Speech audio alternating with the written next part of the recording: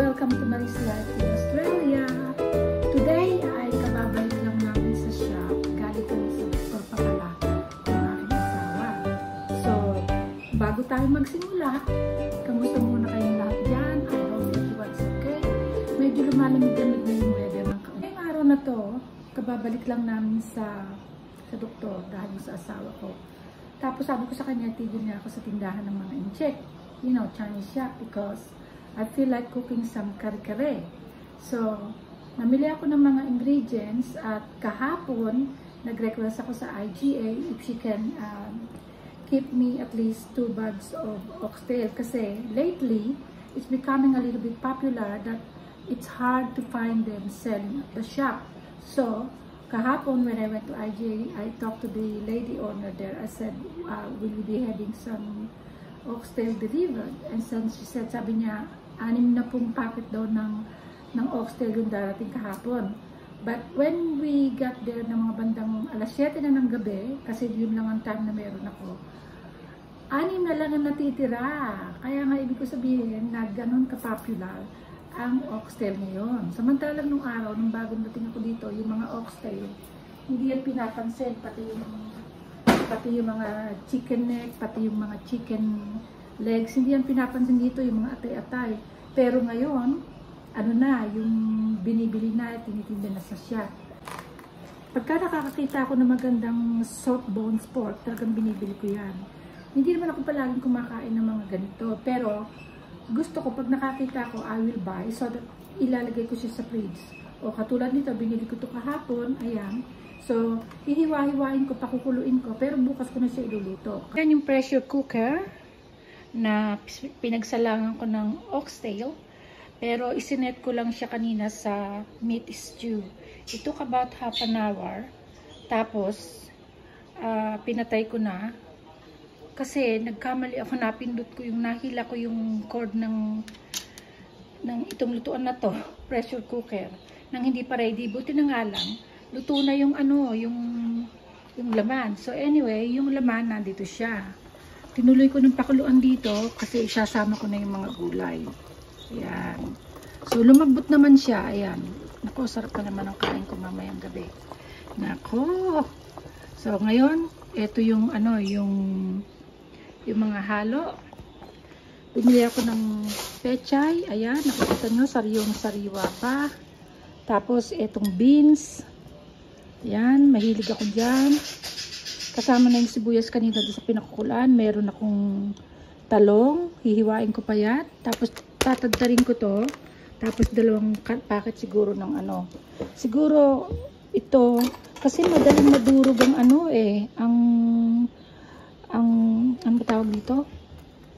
Ang talong. Madali siyang madurog. Kaya hindi ko pwedeng, I cannot cut it smaller than this because they cook very quick, you know. Naku, paborito ko to. Meron pa naman akong ano, and I still have some bagoong, so ayos na naman ang kain ni mama, ni manay. Ano ba? Ayan. So, Diyos ko, meron na namang papakain at dadalinhan na naman sa aking mahal na nanay. So, meron na din itong halong pechay. Ayan, nakikita nyo. Kulang na dito ang puso ng saging, pero hindi ka naman dito makakabili ng puso ng saging eh. So anyway, ayan. As you can see, ayan. Ang ingredients, some bok choy, green beans, eggplant. Of course, you can't do without the kare-kare mix. At itong unsalted peanut butter, which I have to crush later on and mix it with the cooking. So ayan. Then mamaya, ipagagawa ko nga ng ulan yung asawa ko. So, ayan nga, guys. Let's go back here. So, kumukulo na siya. Lalagyan ko lang siya ng konting pampalasa. And then, malasa na kasi yan eh. Yung ano na yan. At eto nga pala, yung mga galing sa puno ng mami ko, tignan nyo naman, napakasarap ng mangga po naman, Diyos ko. Tsaka yung maliit, pwede na, parang yung mga pahot ba sa Philippines. So, at saka ito, nalalaman nyo ba na ito ay pinagbabawal dito na ngayon sa Australia, dito sa Perth, Western Australia? Hindi ko alam kung anong reason. Buti na nga lang, meron pa ako natirang 2 packet na pwede ko pang gamitin dyan. Sinasala ko guys, yung konting taba. Nakikita nyo yung mga dilaw-dilaw na yan. Kasi masyadong yan eh. Masyadong mataba. So, sinasala ko lang siya ng kaunti para hindi naman. Tignan nyo guys, oh. Oo, masarap yan pero masama din sa atin yan. Ako, Diyos ko. Kaya hindi ako nagkakakain masyado ng mga ganito. Pagka naghahanap lang o merong may handa, yun lang. So, ganun ang ginagawa ko. Ngayon, para dumagdag na uli yung sabaw, I have to add a little bit of hot water. Ganun pa rin naman yan, masarap pa rin siya. Once you, mix them all. Oh, tignan nyo guys. Ako, Diyos ko.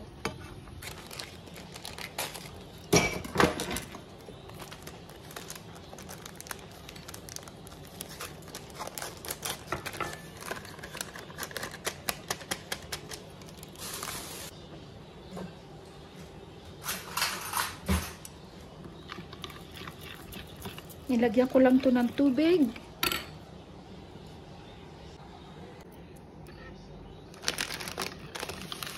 Nilagyan ko lang siya ng tubig. Doon ko hinalo yung mamasitas.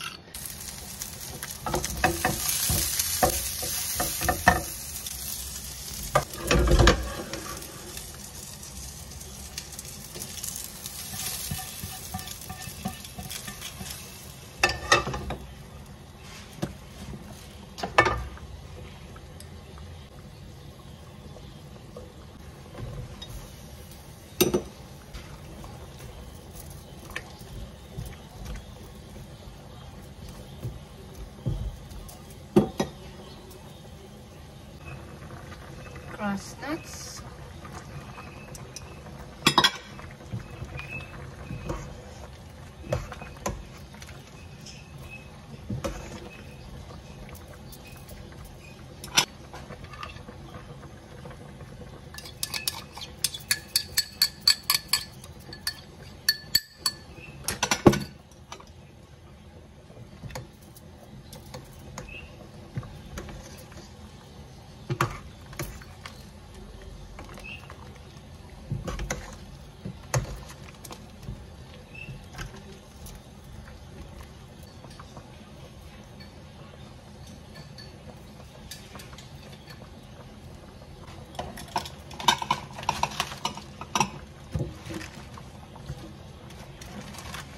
Some kari-kari.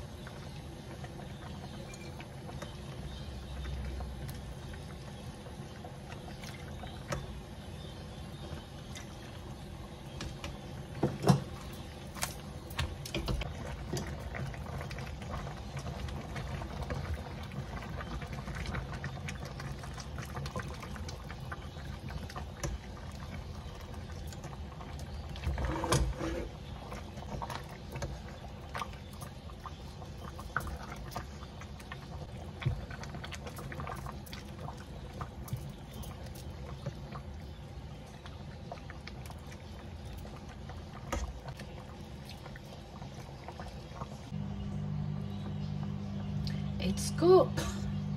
Now I'm heating some tuna for my hubby. And this one here is sinigang pork for tomorrow.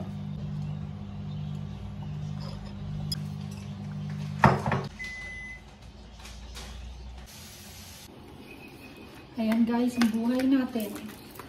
Pagkatapos magluto, maghuhugas ng plato. Ayan, malinis na. All clean. When I'm cooking, at the same time, I'm doing washing the dishes. Ng dinner ng husband ko, tuna mornay with broccoli and mashed potato. Ayan.